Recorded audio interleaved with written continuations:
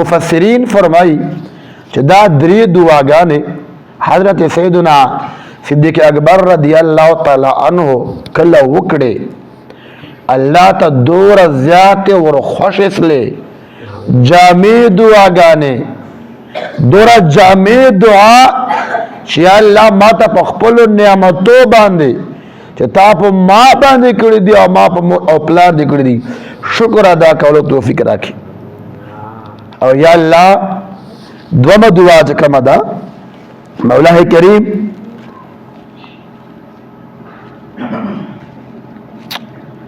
مانا اغا نیک اعمال توفیق راکې چې تو ور باندې راضي کېږي هر عمل نه هغه عمل چې مولا تو ور باندې راضي کېږي او ما بشانو اصلاح وکړي فرمایي بیا نتیجې ته ګوره چې الله پاک آیت نازل کړه دو دې پاره اوس کوم ما اول آیت ویلای اولئک الذین نتقبل عنهم احسن ما عملوا اللہ پاک فرمائی اولئک الذین دا آخلقتی نتقبل عنهم احسن ما عملوا چه دو نیک اعمال ذکبلوں دا آخلقتی فرمائی اغت اللہ پاک اشارہ دا صدیق اکبر رضی اللہ گرانے تا